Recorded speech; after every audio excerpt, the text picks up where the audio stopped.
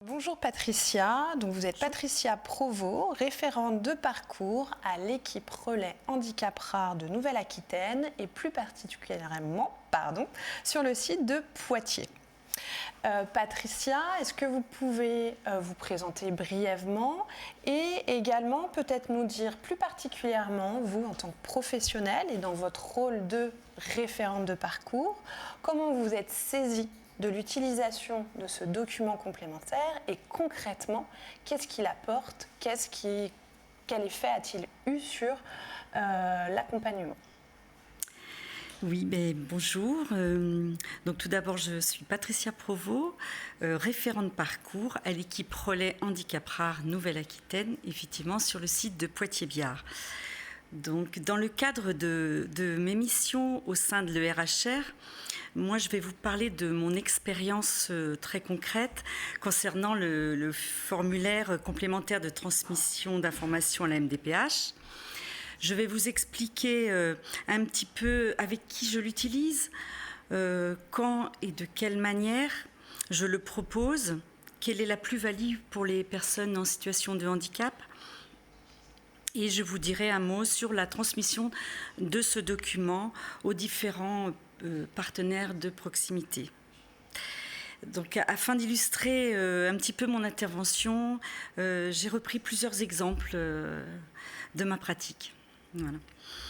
Donc c'est un document que j'ai déjà utilisé à plusieurs reprises, essentiellement auprès de personnes porteuses de maladies neurodégénératives, mais aussi avec une personne en situation de surdicécité.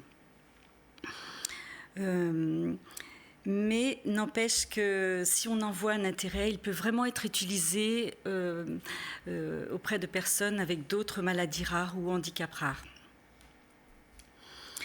L'outil permet vraiment, en pratique, d'apporter des précisions à la réalisation des activités.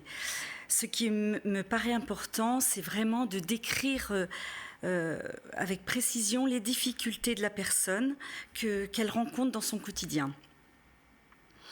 Par exemple, concernant une question sur la mobilité, se déplacer dans le logement, donc on note avec difficulté, mais dans les observations, on peut mettre par exemple chute régulièrement, se cogne souvent, ce qui engendre des hématomes.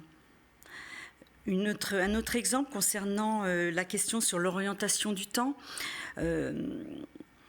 l'orientation dans le temps, par exemple, désorientation de le temps et de l'espace, on le note, puis après on peut mettre « Monsieur n'a plus de repères ». Il ne prend plus son traitement, il met son couvert du soir à 16h. C'est vraiment des petits détails, mais qui apportent vraiment, vraiment un éclairage auprès de la MDPH.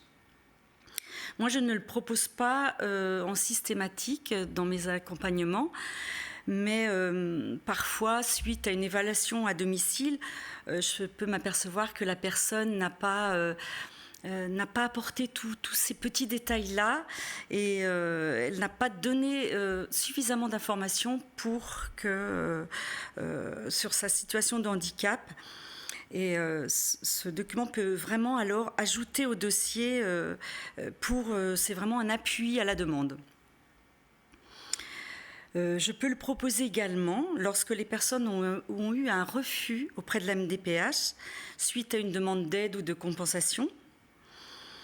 Je peux aussi le transmettre en amont d'une évaluation MDPH, ce qui permet aussi à la personne de se préparer à l'entretien.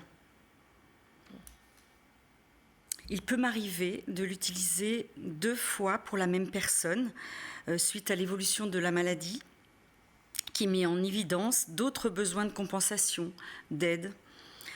Cela permet vraiment de faciliter les échanges avec la MDPH et en amenant vraiment des éléments très concrets, ce qui facilite, moi je trouve, l'instruction des dossiers très souvent.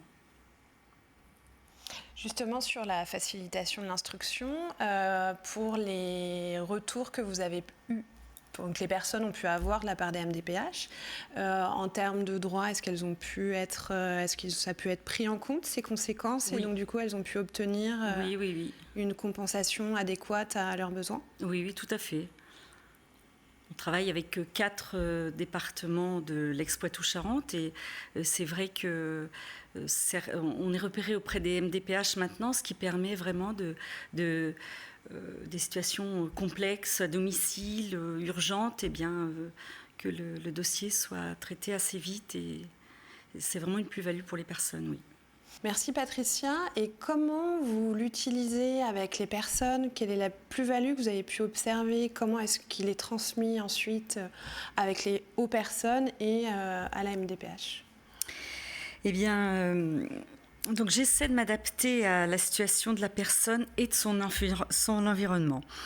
Par expérience, on peut constater que le parcours administratif pour les familles et pour la personne en situation de handicap est particulièrement difficile et éprouvant.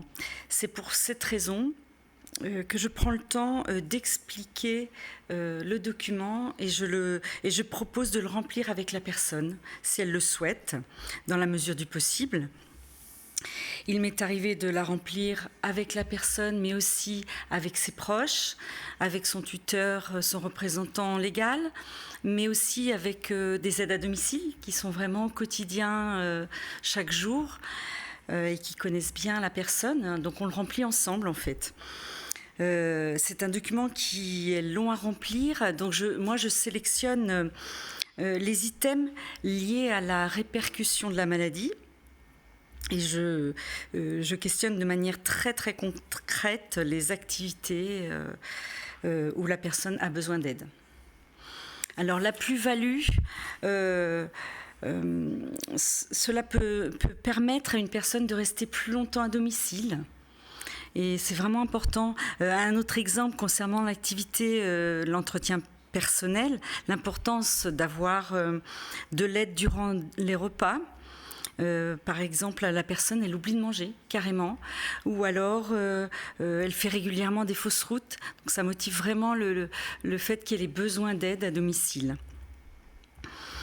C'est un support d'échange avec elle. Ça permet de parler de la maladie, de ses difficultés, de ses besoins en aide humaine ou en aide technique. Et de cheminer, parce que les personnes parfois ont besoin de cheminer pour accepter qu'elles ont besoin d'aide. Par exemple, il m'est arrivé de remplir le document avec une dame et nous nous sommes rendus compte que cette dame ne connaissait pas bien sa maladie. Donc ça nous a permis d'orienter notre plan d'action. Et par exemple de faire le lien avec un centre de référence, avec le neurologue du centre de référence, afin qu'il puisse reprendre avec la personne les éléments de sa maladie.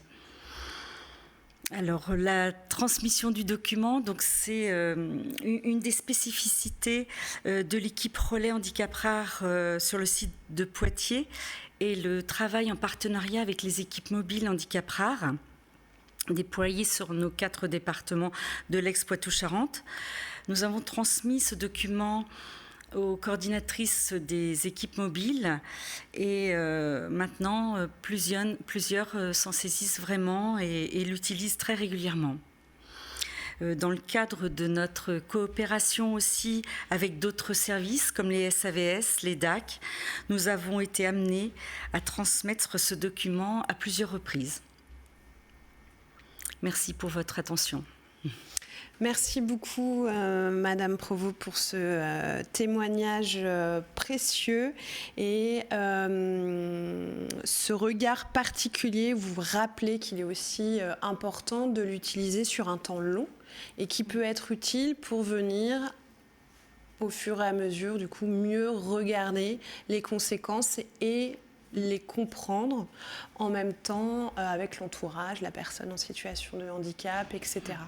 C'est vrai que ce n'est pas un document peut-être à remplir systématiquement à un instant T, mais qui peut être rempli au long cours.